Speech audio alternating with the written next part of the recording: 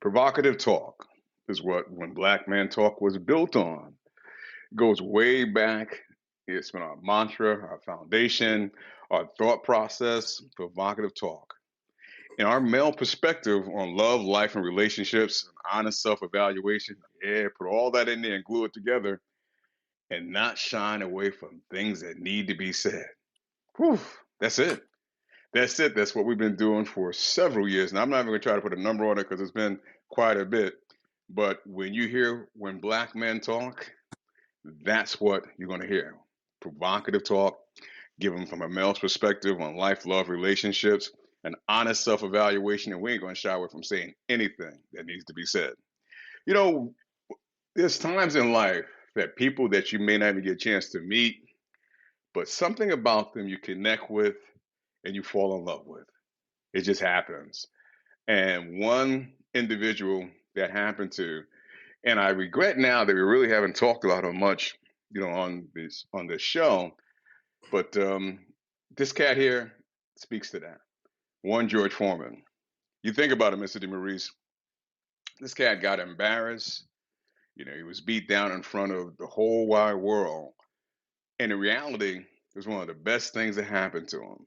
He passed recently. So we're going to spend a little time, basically, we could say, giving him his flowers. But I look at George Foreman, man, as the human, how he humbled himself, and basically how he carried himself was inspiring. So even though he's no longer here, to me, to basically spend some time talking about him and learning from who he was, how he was, we can all benefit from that. Your respect, your reaction to it, and good evening, man. How you feeling? Good evening. Feeling well. It was something that's unexpected. A lot of deaths of a lot of ancestors moving on to the next plane this year and late last year.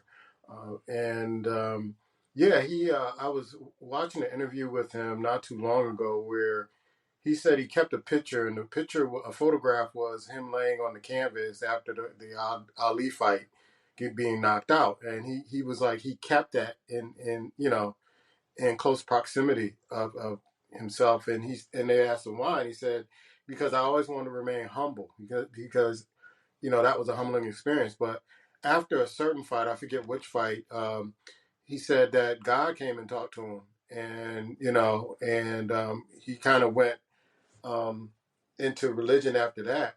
And he never turned back. But he lived in poverty for a while. And he talks about that in interviews. I'm pretty sure people are going to play those interviews um, after his passing.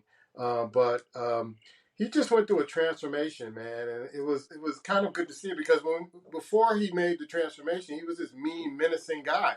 Everybody was afraid of. He did movies and TV, but he was like this intimidating guy. And one of the things I really noticed about him, you never really saw him smile before the transformation. But every time you saw him, unless he was fighting in the ring when he came back, he always had this smile on his face. Always had this smile on his face, and it just made you laugh. It made you laugh because he's a big guy, bald head. Now, he used to have an afro back in the day. Bald head, named all his sons George. He was this lovable character. And you found yourself. I know I found myself rooting for him when back in the day I was rooting against him when he was fighting Ali and all these guys and the great fight against Ronnie Lyle. Oh my God! And Ken Norton, all those fights, he was just ripping the heavyweight division apart. And I'm so glad. I was telling a buddy of mine yesterday that I'm so glad that I got an opportunity to see the heavyweights when they were at their heyday when he was involved there because you don't get that today. And you have to go through videotape and YouTube and all that stuff to get that. But I'm so glad that I lived through that and experienced that. The great heavyweights of that time. Yeah, a man among men, man. He really was because you're right. When he first came onto the scene, very intimidating, man. It's like I wouldn't step in the ring with him at all. But I love the way he transformed himself. And you used the word to me, he's the epitome of humble. He humbled himself when he was embarrassed, was beaten down. He went back. He found out really who he was, and as you said, God spoke to him. He took on the ministry, and from that point on, man, George Foreman was just like. it seemed like to us it was overnight, but in reality it wasn't overnight. It was some years that went by after he got embarrassed. But I remember, Mr. Charles, that when he came back, and I thought he was fighting. I can't remember who he was fighting, but he didn't exercise the normal way. He did certain things, and one of the things he did was swinging an axe. I remember they had some documentary of him basically exercising, and his way was swinging an axe in the morning. I said, you know what, if George could do that, I'm gonna give that a try myself, man. I'll be damned. About the second or third time I swung an axe, I almost fell over. That ended for me, man. That was enough, George. You could have that. Mr. Charles, we're talking about one George Foreman. Your words of salute, flowers, however we want to phrase it, to one hell of a guy. Yeah, I am. I guess I'm saddened by his passing, but I'm also ecstatic for the way that he changed his life. And you mentioned before about God talked to him, but which is wonderful. I mean, that's the most amazing thing when God helps you change your life. But he was a smart man too, because when he realized, because when he started boxing, he was menacing, and he wanted to be like Sonny Liston, who really was considered a mean man, and that's kind of went after. He was like, I'm not gonna say anything. I'm just gonna knock people out, and that's what the idea was for him. But once he changed over, one of the also things that he said he was influenced by was watching Muhammad Ali after he lost, and he mentioned the factor that everybody thought Ali was just kind of skinning and grinning and just trying to be there for the people. He said, but people liked him, and he said after they got over the factor that he changed his name and Ali became the champion and the people's champion, a lot of people liked him. Then he started to also think that, hey, maybe that's not a bad idea. And that transformation, along with him connecting with the Lord, helped him make a lot of money. Then the grill came. Then all the other things came. And so, granted, while he was a spiritual man, he also was a intellectual man about business and finance. He had to realize that Absolutely. when he smiled, people like Big George, Big Goofy George. Big Goofy George was cashing dollars. So, to me, I understand when every time about he was, you like because he was smiling. I think he was smiling because he was like, there's another check. Ting, ting, ting. So he was happy as hell because he was getting paid. So he's Yeah. like, I smile for a reason. If y'all saw my bank account and all, I'm taking care of all the Georges. I'm living on my ranch, my farm, what have you. And he was living La Vida Loca. So yeah, he had a reason to be smiling. So you think about that. So he went from that standpoint, and then he also became a broadcaster, and he became lovable. Think about this real quick. Get off this point. And this is not the most important thing, but you know what? It makes a lot of sense. This dude went from being a boxer to selling a grill, bruh, a barbecue grilling food, and it became one of the big. Tell me, who do you know in your that you know in your lifetime didn't have a damn George Foreman grill? For real, think I about had, that. I had two. You know what I'm saying? You Yeah, had same here. Two or three of them. some people had the small one, then he went to the big one. I mean, dude was getting paid, and it had nothing to do with no color. Everybody was on them George Foreman grill, so I know why he was smiling. But may he rest in peace. He was something. He was something else. He was and I'm happy for him. He made the transformation, which helped him not only as a person, but it helped his pocket too. Uh, think about that for a second, though, gentlemen. I want to go back to the transformation because not that, his transformation was kind of hidden. It was out there for everyone to see. Reason why he basically chose to change. Because if you look at it again, when he got embarrassed, it was in Zaire. The whole world basically saw that, laughed at him, looked at him, like said a lot of things about him. And if we bring that to our daily lives, our own personal lives, think about how some of us in general fight. We bang our head up against the wall and we get embarrassed sometimes, where the case may be, and we do nothing about it, Mr. Charles. We stay there. We don't humble ourselves. We just stay there. And what's amazing is that those are life lessons to basically change direction, do something different, hear some different music, dance a different way. And a lot of times we don't open ourselves up to that calling. Or look at this just as George Foreman, look what he did. And as you said, look at his smile, just a smile. I mean, realistically, that what the grill itself was good. But when George Foreman talked about it and smiled, how did you not buy one? How do you Mm-hmm. not buy one? Yeah, when you think about that charisma he brought, and that's the one thing prior to his transformation, George Foreman wasn't known for charisma. It wasn't there. But now when he stood in front of you and just smiled and told a story about his life or something that happened, I'll never forget when he talked about, I don't know, he was getting ready to fight. But I guess over a period of time, his wife and him decided George wasn't going to fight anymore. And that was over. That's it. So, promoters looked at him and said, maybe we can get him back in the ring. We'll offer him some money. You know how they are. So I guess they came to him and offered him a deal to fight someone. And George's like, well, I don't know. I got to talk with my wife. So he went to his wife the first time, and she basically said, George, we don't talk about this. You ain't fighting no more. I don't know why you bringing this to me. Don't talk about it no more. I don't hear no more about this. So George said, okay. So he went back to the promoter and said, look, man, I can't fight. I would like to, but I can't. I made this promise. I got to stand on it. So George said, about a month later, the promoter came back with some more money. He said, I already know my wife's going to say it, but you know what? I'll bring it to her. See, he said he couldn't get the words out of his mouth. Good the second though. Honey, they look, George, we done talked about this. You're not fighting no more. Stop bringing me this. Yada yada yada. So George went back. A month later, they brought back the promoter came back with much more money. So George brings this to his wife. This is what they offered me to fight. I know I said I wasn't going to fight. You said I was going to fight anymore, but I think we George, knock that man out. That's what she said.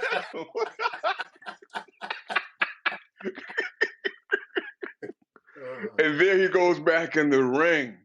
So you look at that, but I want to really kind of focus on the transformation, Mr. Charles, because a lot of times as men, we get opportunities throughout our lives, man. Things happen, we ignore it, and it kind of those things are kind of speaking to us that we're on the wrong path. We're doing some things that we can do differently, and we don't yield, man. We just don't yield. We get stubborn. We get stuck in our ways. And a lot of us would say, "Well, that's just who I am."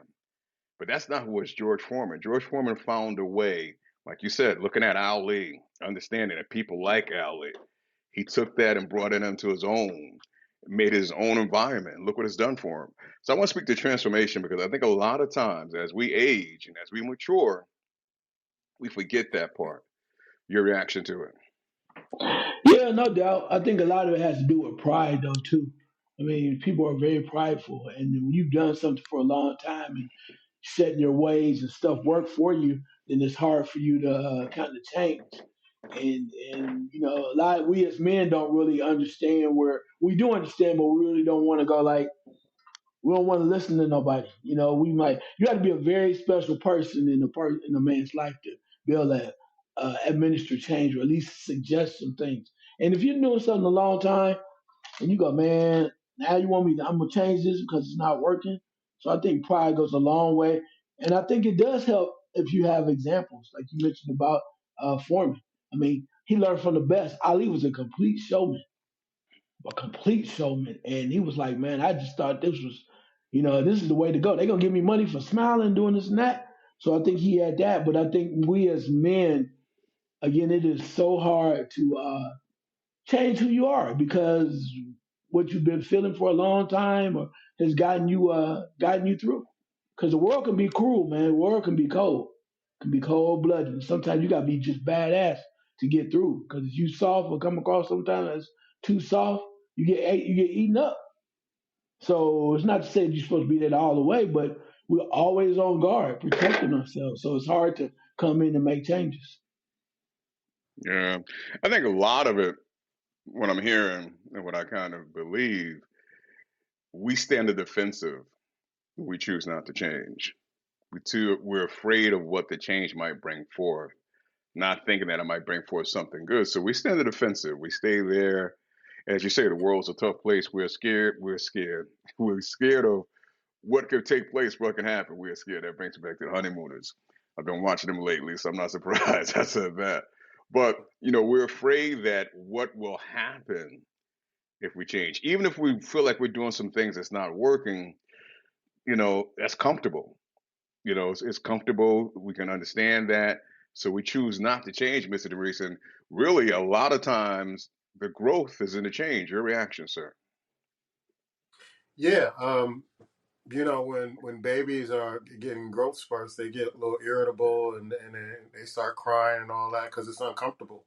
But that doesn't stop them from growing, and so we forget about that as adults, that we're constantly growing, or we should be constantly growing, and sometimes that growth is going to change some things that may not be too pleasant to us at the time, but after we get through it, you realize that I had to go through that to get to where I needed to be, and so we spend so much time trying to be comfortable and not growing that it stunts our growth, and we never get to where we need to be.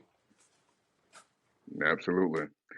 Last week, me, you had yielded your question to Mr. Charles, and for some reason, I took it that you wasn't going to bring forth the question, so I can come back to you, man. I want to apologize to you again for that, but you have an awesome question, man. I think it's right on time for where we are, and I want you to bring that now, if you don't mind, and we'll dice it up some. Sure. I was asking because we've been losing so many people, and from various ages, some of them older, some of them younger, things of that sort. Um, does that make you think about your mortality now? Seeing people around you like passing away and making their transition into becoming ancestors.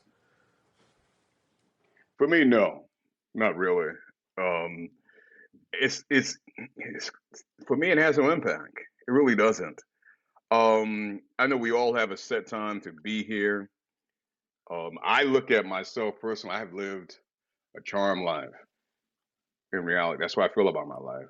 I'm thrilled and happy. I'm excited every day. Do I want much more? Absolutely. Am I expecting much more? Absolutely. But with that in mind, I'm content, man. I'm at peace. I'm at peace. I remember for some reason when I was 27, 28, I was scared as hell to turn 30. I don't know why. Part of my mind thought life wasn't going to last much longer than then. I can't explain it, but I remember thinking that. And I remember when I shook that off and got past that and got to 30, I was like, man, what am I worrying for? What am I worrying thinking about that for? Enjoy every moment, focus on it, grab every bit of juice you can from every single day. So when that time does come, hey man, walk, go with a smile. Go with a smile.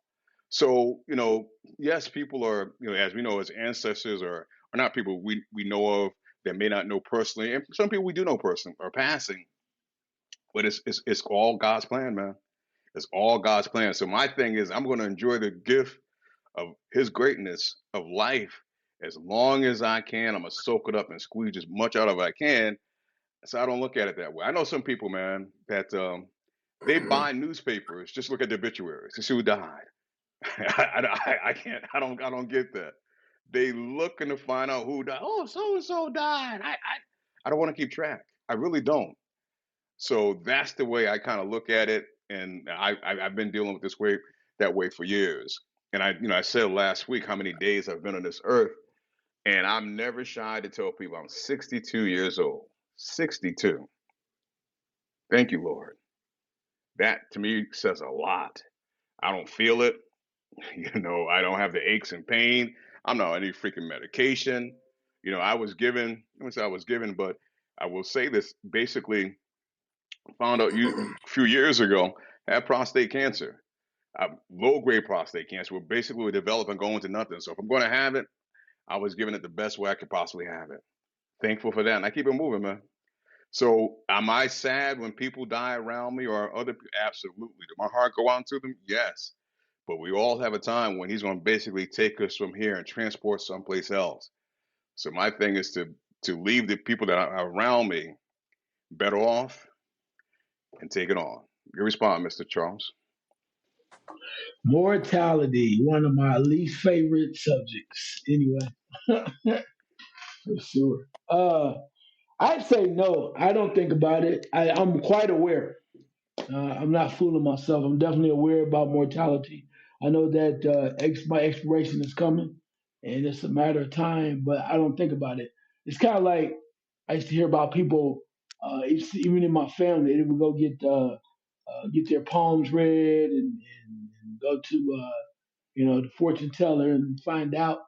And that's I know a few people very close that did that, and we had from the our time from having roots in Haiti, so we knew about the witchcraft and the voodoo. So we had that going too. So there was a lot of things going on with that, and people asked me would I ever do that, and I said no because I don't want to know, man. I really don't want to know. It's gonna happen, and it happens. I'll probably be surprised as hell and be like, all right, all right, I guess that's what it is. But no, I don't want to do. I don't have any urgency to deal with it, and what happens is going to happen. But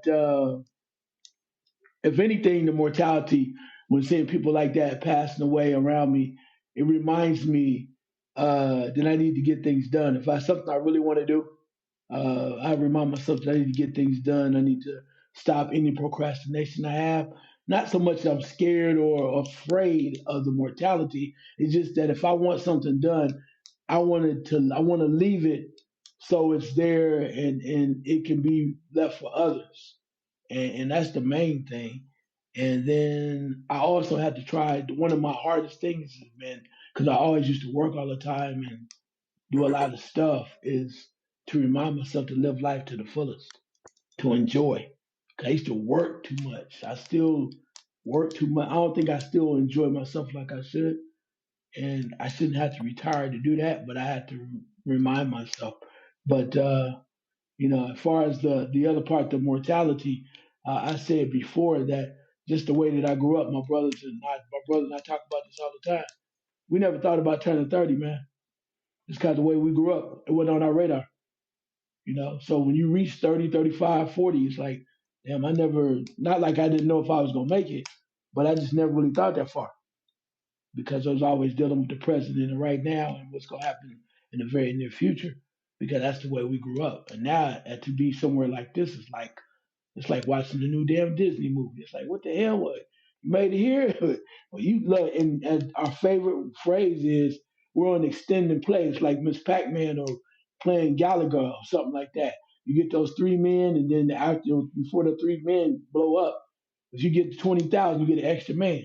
So we got a few extra men going. So that's how we look at it every time we're on extended play. So anything else happens from now, hey, we lived a damn good life because we come a long way. We weren't supposed to be here after all. After those three men are gone. But Charles, I want to bring you back, man, because I knew what I felt approaching 30, but you just kind of emulated the same thing when you and your brother. And you said, I want to go into detail about that a little bit more. Because why is it that, here again, for myself, I don't even know why. It wasn't, I can't say the way I was brought up anything or anything that I was involved in. It just seemed like that just kind of came to me. But it seemed to me you have specific reasons why you thought you was going to go past 30. And let's tap into that, sir. Yeah, no problem. My brother, we talk about this. Our situations, my brothers are a little different, but uh, particularly for me, you got to realize, I lost my mom when I was 4. My dad passed when I was 21. So everything from that point was all about me struggling and surviving, doing what I had to do to make it. And there was no trust fund, no, rainy day fund. So when your one focus is totally on living day to day or whatever, trying to figure this out, the future was really something that just never really ever it crossed my mind a little bit, but it was not like, oh man, in 10 years, I'm like, dude, we worried about too damn day. And when I say that, when you're 21 and the two most important people in your life are taken away from you, that age you're looking about, am I going to make it to 22? Because when you deal with issues, the way I grew up, being out there hustling, having to make ways of doing some stuff I shouldn't have been doing, illegal stuff, selling some drugs, running people over here, doing some other things that I was taking major chances and could have taken even more. But because of my dad and the grace of God, I decided not to do that. But I had opportunities. So with that being said, when you're thinking about dealing with that and how to maintain and do stuff the right way, or even just maintain to have something to eat uh, for the next, whatever months, that's serious stuff. So to me, and like we said, when we out here taking chances, the last thing we're thinking about, well, when I turn 30, like, shit, are we gonna be 30? Because you never, as much as you might say, well, it really wasn't that bad. Some of them chances could have taken you down, bro. And that's what I mean by that. If I were, and like I said, this is not to talk or take away from anybody else's experiences. It's a blessing if you were able to have a situation where you didn't have to worry about that. But in the environment that I had to deal with, and of course with my brother and myself, it's just different. And that's why I say to people all the time, it's a blessing that you had what you had, and you should don't take that for granted, and just know that you were blessed. And like I say, my last point on this is, I never want anybody to feel sorry for me, because I was, despite all of that drama, I was good and I am good. So people are like, well, what about them? I'm like, nah, you gotta realize that's part of the journey, and that journey literally made me who I am today, which is it's crazy, but it's amazing, and which helped me to not only become the man that I am, but also help other people. Yeah. I feel for myself that when I lean more into God around those times, that's kind of brought me out of that funk of thinking that way. And realistically, has what carried me over the years and continue to feel what I'm feeling now. D. Reeves, man, what a question, man. What a question. So, like Mr. Charles said, it's something most of the time you don't really want to think about. If it kind of comes to your mind, you kind of kick it out. You may play with it for a little while, but you don't want to visit it too often. But we need to. We really do because, you know, I'll say this, and it's more of a financial thing. It just popped in my head. I look at a cat that we all know, Gene Hackman, just died not too long ago. And you look in the fact where he had he has $85 million. 85. Now he had it earmarked to his wife who died, prior to him. Guess where that $85 million is going to go for the time being? It's going to the state. Wow. He lives in Mexico. They're going to now. You have to, if you're a offspring of his or child of his or something, you literally have to go deal with them to get that money. They take it, and they can find reasons to keep it. And I'm sure, who wants that for their loved ones? Now, it's the reason why he probably didn't put them in. I won't delve into that, but think about that for a reason. 85 million. You're blessed to amass that much finances. And Mexico says, we'll take that for now. We'll take Yeah. it. Thank you. So it's something to think about, man, because realistically, we don't want to be in that situation. And a lot of times, man, especially as black men, we don't prepare for that day. And we leave or we're taken and our stuff is raggedy. And that's just being mild. It's raggedy. And it shouldn't be. So something to think about. I love the question, man, your response to it. Yeah, I do think about it from time to time, and I especially think about it when you lose family members, and you see people that you grew up watching or appreciating their contribution to this planet and to society. And I know that people say that's inevitable. I kind of look at it as another stage, another level, as opposed to just that you won't exist anymore. So I always kind of think about it in my quiet time sometimes, and then also when I wake up in the morning.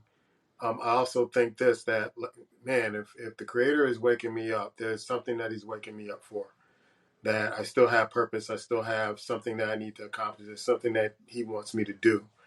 And so you become more humble. You become more grateful for the people around you that are still in your circle, things of that sort.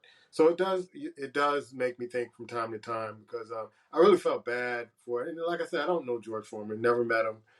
Wish I had met a lot of people that have passed on, but I just couldn't help but think about his family, the people that he worked with.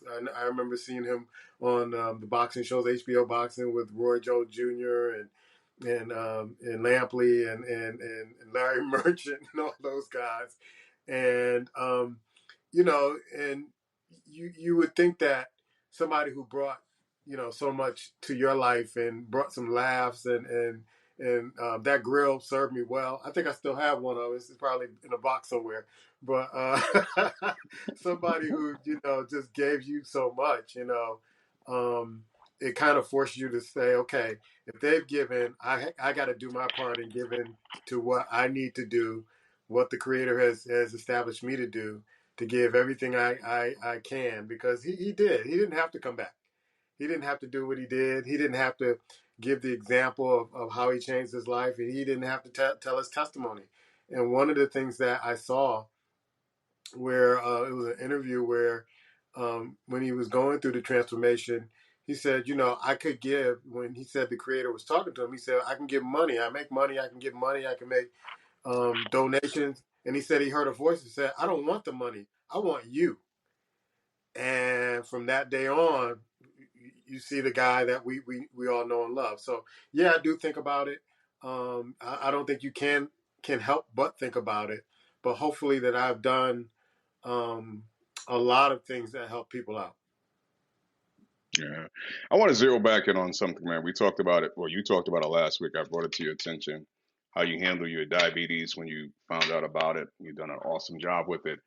And I don't know if you two, I'm sure you two are aware that Lonzo Ball dad lost his foot to diabetes. I Are didn't you know it two was up on? diabetes. I knew he lost his foot.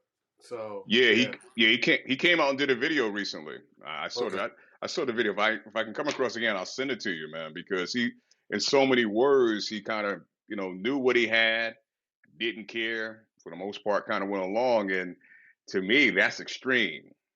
That's extreme. And I bring it up to say that again, man. I love what you've done, but a lot of times when that things like that walk up to us, heart disease, diabetes, high blood pressure, we just kind of are nonchalant about it. We shouldn't be. We really shouldn't be. When we talk about mortality, we should, in my opinion, my humble opinion, we should do whatever we can to fight to extend our time here healthy. And I would think that would be the objective. That would be the goal. Mr. Maurice, a while ago, man, used to always have on the sports show, tell them why you're mad. And I thought about that the other day, man. We haven't done that in a long time. But what I want to do is I want to flip this because, every now and then, I think I sent you a video not too long ago where this lady was talking about she's looking for a husband and blah, blah, blah. And she said, y'all need to get off those podcasts. Man, get off those podcasts and start talking to women. And I'm like, what about us doing podcasts, Mr. Reese, has them mad? Why they mad? What is that? Because you hear that quite a bit. Remember Leslie was saying, get off the podcast, da, da, da, da, da. Why are they coming for us with the podcast? Why they mad, Mr. DeMaurice? Because usually we just take the beating and we don't say nothing. We just keep hopping, helplessly along. But we're exposing a lot of stuff. So men usually don't talk about this stuff unless we're in barbershops, things of that sort. Now it's come out the barbershop. Now we're letting other men know, hey, I've gone through that too. What should we do about it? So we're exposing a lot of women. I gotta give women credit. Y'all had a good run. Y'all really had a good run. Fooling us, telling us we broke when you're the one that's broke. They want us to pay for everything. Y'all had a real good run, but now you're getting exposed for who you really are, and they don't like that. They don't like that. They don't like the passport bros. They don't like that other men. That men have options, and we're taking on those options. We're doing what we want to do, and we're finally got to the point where it's like, you know what? It ain't all about you. It's all about, what's going to make me happy. I need to be happy too. We used to hear this all the time. Happy wife, happy life.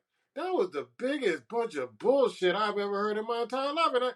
And I never really, had anybody or men dispute that. But now men are like, wait a minute, I need to be happy too. I need to, you know, live life to the fullest, and I need to, enjoy myself, enjoy my money, and it ain't all about me sacrificing everything when all you do is I heard this quote, and it's like men will sacrifice their happiness to make sure the family, stays together and prosper.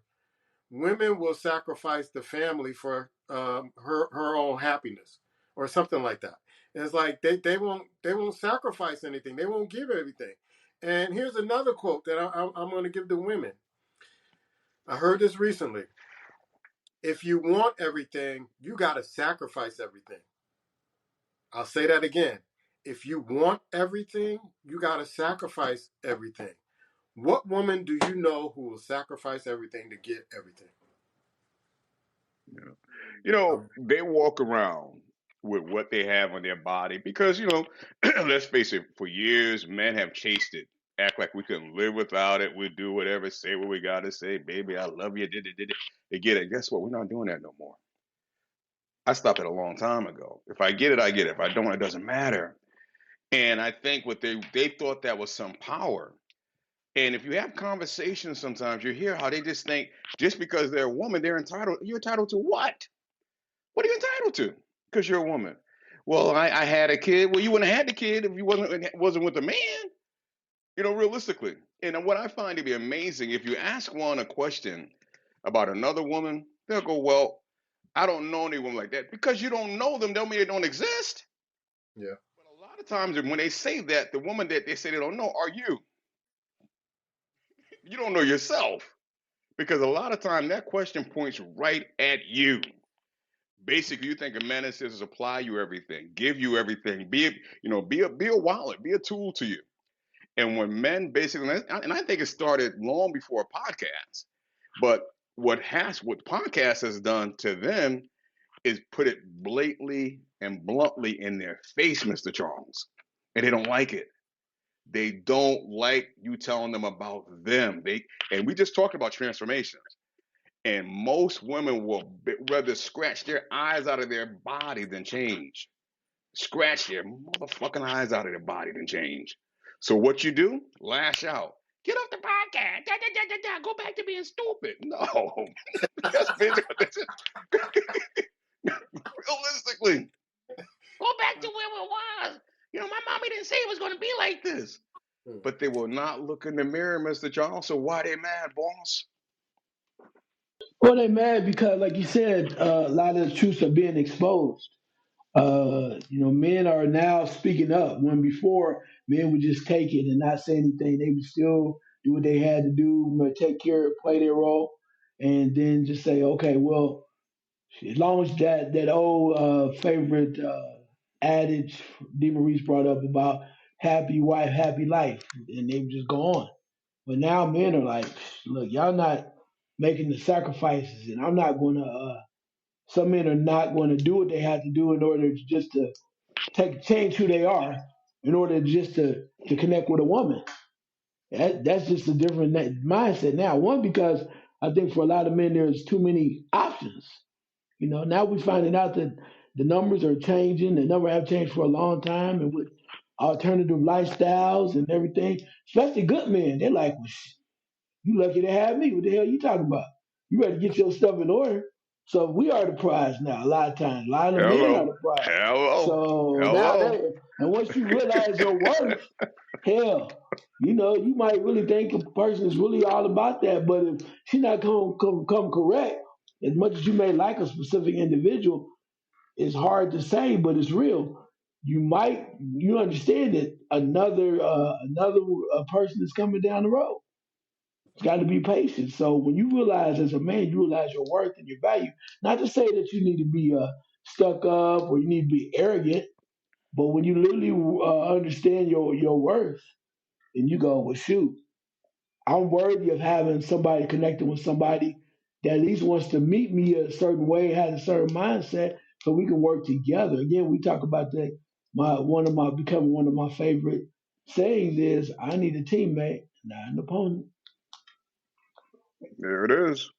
And what I've noticed too, because Mr. Charles, Dean Maurice and I was saying this before you joined us earlier, man, is that if you look around a lot of marriages, relationships, men are being weak.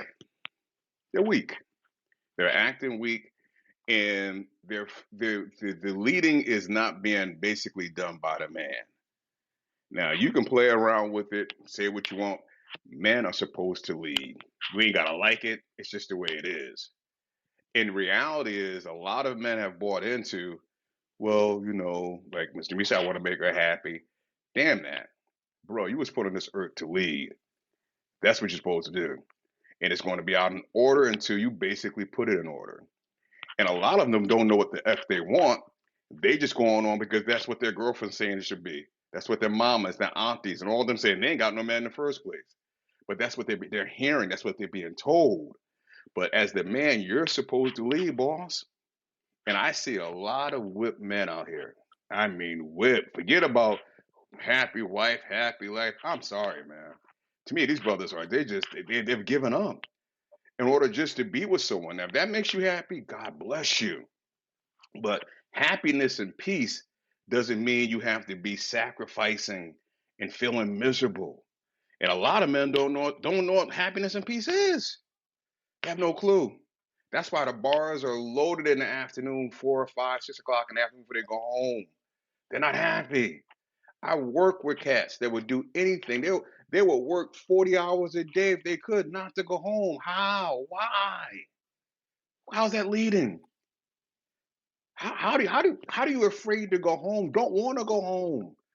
Rather, I know a cat that sleeps in a cot 5 nights a week to not be home and sleep in the bed with her. Think Wow. about that for a second. But you're married to her. You can't go home and sleep in your own bed. Don't now you can. You don't want to, but you're married. And I remember he would tell me in the morning. He said, "Mark, every morning she called me with a to-do list, and I just listened. Yeah, yeah, yeah, yeah, yeah, yeah, yeah, yeah, yeah, yeah, and then I go home and not do it." It's like he's a child. He's a child. So obviously it doesn't bother her that he's not there 5 nights a week. Long as she can treat him like a son in the morning, it's all good. That's a marriage. That's happiness. I mean, that's what I'm talking about. And as men, I know a lot of times we just want to settle. F that. I'm sorry. F that. Be a man. They can't respect you until you're a man or act like a man. I don't care what they say. Like Mr. Charles said, there's options out there. They can't respect you for being the man that you were born to be. Oscar Mañana. Oscar Mañana. You got a question, Mr. Charles? Let's get into it, man. Man, that's deep there. Yeah, that's hard to come up with that. Shit. Do your Uh, best, baby. Do your best. man. All right. So my thinking though is staying on that in that area. Do you think a lot of women or some women are coming to the realization of what's the modern day man like, or for some of us, is the point that men now have options. Men now are in position where they can really pick and choose. They can be the ones that go, okay, she's okay, but I think I really want to rock with hers. With so many different options out there, do you think women understand that? And also, do you think they're willing to change, or they just willing to go, well, hell, these men crazy. I'm just gonna be by myself, or they're gonna choose the alternative lifestyle. I know that's a lot, but those are the options. Not a lot, bro. I'm gonna say this: they're not willing to change. Let me say that right off the bat. And I hear this about the option stuff. That ain't nothing new, bro. My granddaddy had options, man. What we talking about? What we talking about? Men have always had options, bro. You've had them. I've had them. Mr. DeBeast had them. Ain't nothing new. You've always had options. Now, whether you took advantage of them or not, that's your choice. But you can't tell me throughout your lifetime, since you've been a male, you haven't had options. It's just always been available to you. So that's nothing new. When I hear that, I just go, okay, but we always have options. So what they'll do is they're going to find a man that basically fits what they're looking for. I call basically shopping at the clearance rack. They're going to find a man that's basically marked down for the most part, that they can get along with for the most part. He's going to basically yield to what they need in their life and what they want in their life. They'll keep shopping until they find that particular man. That's why you have a lot of women. Think about this, because I just said about options. If we didn't have options, why there were so many women cheating with married men? We've always had them. They've always been out there. The side chick wasn't invented with social media. Are you freaking kidding me? It's always been there. But they did it better back in the day than what the current side chick do. But it's always been there. I remember a long time ago, man. I was dating this woman, and I came across this woman that when I was young I had a crush on. I said, yeah, I need to do the right thing. Maybe I shouldn't. Damn it, I'm going to see what I can do. Anyway, started talking to her. Went out. I said, look, I'm involved with this. Her direct words to me, I care nothing about that. That's your problem. I don't care about that. You and I are who we are. So you're talking about options. They've always been there. So I'm amazed when guys say, well, I got man. No, what men are, in my opinion, are waking up and realizing they ain't got to stand there and take that BS. Yes, that's what it is. Damn the options. But if I'm answering your question, no, bro, I don't think they're going to change. Nah, they don't know how to. They don't want to. Just like you spoke earlier, it's tough to change. If they ain't trying to do nothing that's tough, no. Mm-mm. They'd rather stay with you and try to make you change, but they're not changing. Are you kidding me? Mm-mm. Change what? Change why? They don't know how. They don't know how to shift the gears. It may sound mean, but to me, it's obvious and it's relevant. They don't know how to change. They just want what they want. What do you think, Mr. DeMaurice? No, I mean, like I said earlier, man, they had a good run, but they still think they're still running. They still think they're still, at the status quo, and it's not. And that's why they're having so many problems with us doing these podcasts, us exposing certain things, video, some of the stuff the crazy stuff that they're doing, because they know it doesn't make sense, but they're never going to admit or take accountability. Women aren't geared up to take accountability for the actions. I'll say a lot of women aren't. I'm not saying all, but a lot of them aren't uh, really kind of their makeup is not to take accountability at all costs. And so, no, they haven't been able to. I mean, from the beginning of time, they haven't been forced to change. And why are they going to change now? That's why they want all the podcasts off. That's why they're saying, "Oh, you ain't a real man unless you do such and such and such." But now that we say, "Hey, you don't define that for us. We define ourselves." Oh, they're going to have a bunch of problems with this. And this is only the beginning. This is only the beginning, because now the next generation after this is seeing this and they're going to go, you know what?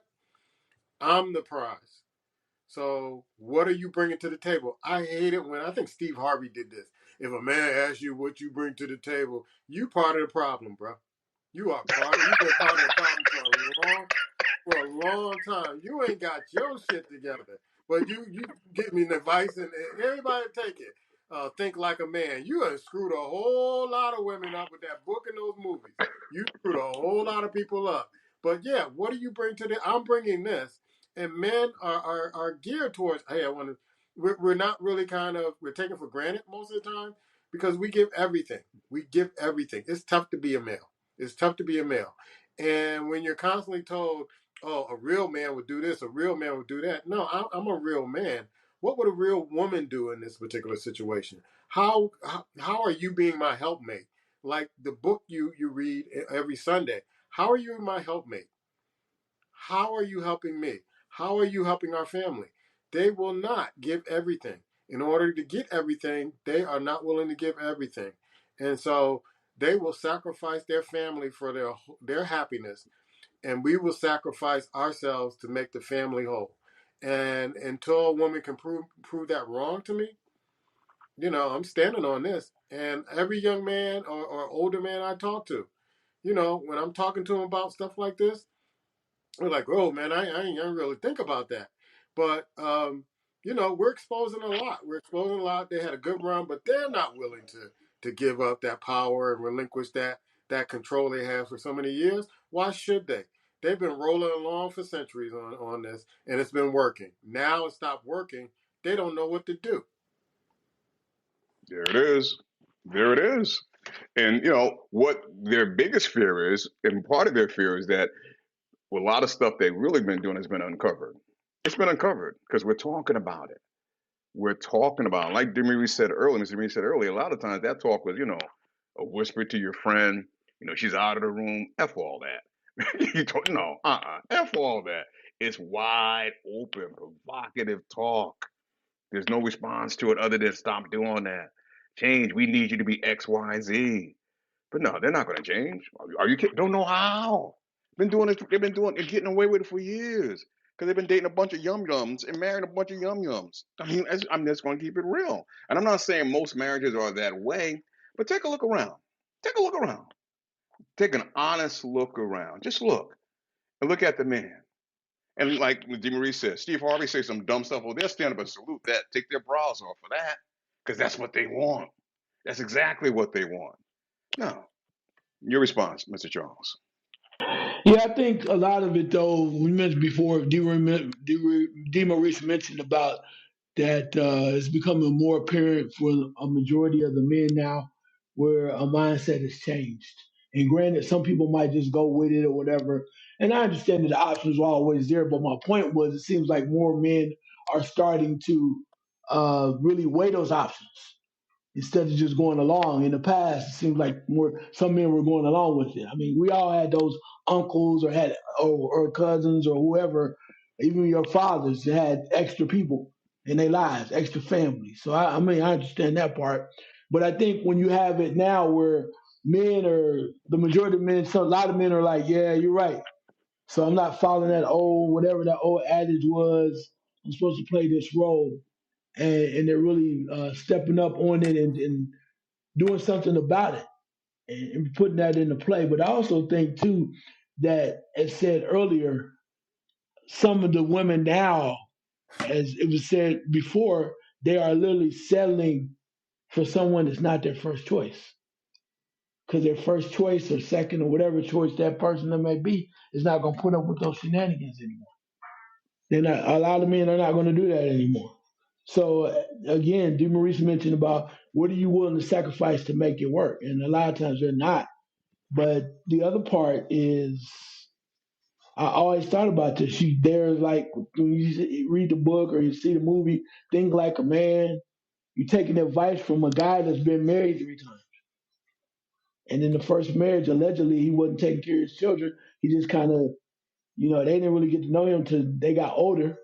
And but yeah, he found another woman and got married, and then all of a sudden, when everybody gets grown up and wants to tell the truth, you want to start getting all emotional and crying because you weren't there for him. It's not me judging; I'm just speaking what was said. So a lot of times like that, people. That's why I think the people are clueless when it comes to that. We want to get all excited because somebody that's a movie star or TV personality says something doesn't make them right. It doesn't make them an expert on it, but we buy into it a lot of times because we see them, and because they have money. I'll say this: because they have money does not make them an expert. They got paid too and messed up too, but because they're on TV and he wrote something and it's kind of sounds good, then we roll with. Some people roll with it just because everybody wants to be everybody wants to be VIP, very important person, instead of realizing the truth of how life goes. I'm gonna say this, man. What's the difference between Steve Harvey and most preachers? They placate the woman, boss. That's your audience. That's your stream of income, and that's what they do. It's nothing new. You placate to the lonely woman. Placate. Say what they want to hear. And you put out a book, that's why it sells, boss. Go to a lot of churches on Sunday. What's the minister doing? Because a lot of men aren't there. Who are they placating to? They're women. And it's ironic it's not even talked about. So she goes home and thinks that she's got something special because they're being played and they don't even realize it. All he did is play the black woman. That's all he did. Like you said, this cat didn't take care of his children, but they don't really care about that, bro. They won't look at that. They don't care because they think he's speaking to them, how they're going to find love. They don't even love themselves. They don't. But they expect you to love them the way they are. They're not whole, they're not healed, but you're supposed to love them in spite of that. That's what God wants you to do. But God didn't tell them to do anything. Realistically, He didn't speak to them, but He's supposed to speak to you. And you're supposed to cover all that up. And so, again, to me, bringing him up is a joke because that brother just placates to the dollar. So if he got to, lick your ass for you to buy his book and say what you want to hear, he's going to do it. That's what he's going to do. And that's all I see when I look. I see a buffoon. And ain't no freaking a legend. That's what I see when I look. I see a buffoon. Point blank. Because that brother basically placate to what a dollar is. This man basically tried to take a role from Bernie Mac. So I'm going to listen to something he has to talk about. I'm going to pay interest to something he's talking about. They don't care. As long as they think their needs are being met and being played to, that's all that matters. Your question from you, Mr. DeMarie, so we get on out of here, man. All right, man. The other thing is, I wanted to know about what you guys felt about, because I know it's coming. I know it's coming in the sports show. I've been sitting here, and last night I was contemplating even doing this show. I'm trying to figure out, Charles, how a man does not watch basketball could be leading in the, the college basketball pitch. He claimed he never watched a game. See, that's like How is that's this like some happening? that's like some hurt How in is me. this Hurt. happening? That's like some hurt. Come on, man. Come on. Go ahead, Mr. Charles. How can it be, boss? I don't know. It sounds like y'all was on the same teleconference. So you know what I'm No. saying? So I don't know. I mean, to me it's not no hurt because like I told you in football season, until it's over, it's just whatever. You can lead all you want to that first, second round. But when we continue to move forward, then we'll see. You gotta wait till the end. All this in between, well, I think he leading that. Look, they ain't getting no championships or no trophies right now. We still got a few more. We in the Sweet 16, baby.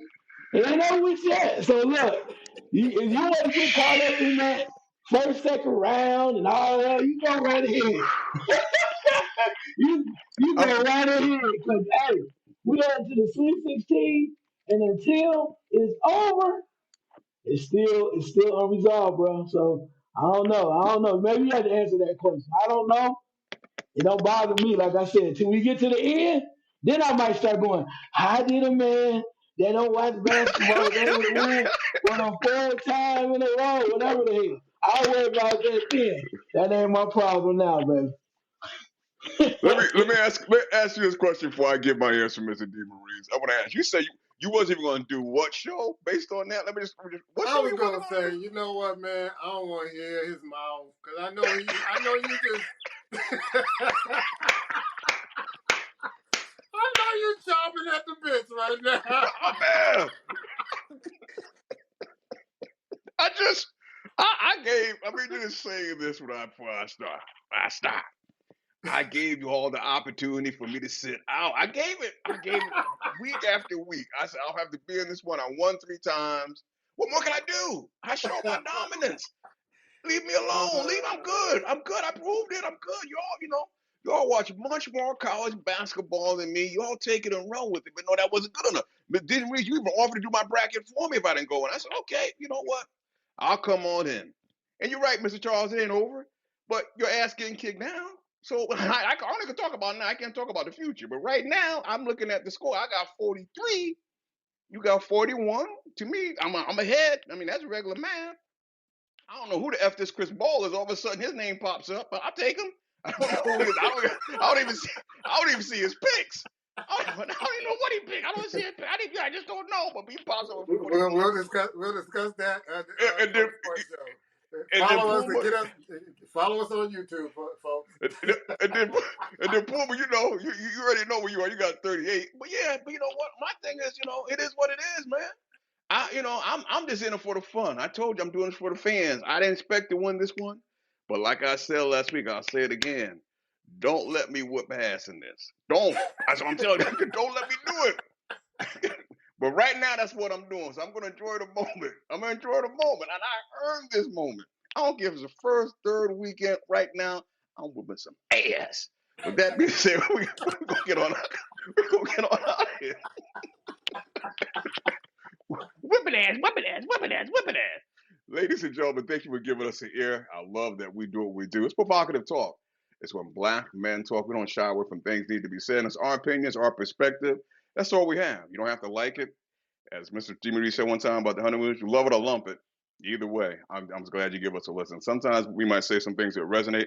Sometimes we might say some things off the wall, but we're going to say it. God loves you and we do too. Take care of yourself. We get together real soon. I'm whooping ass.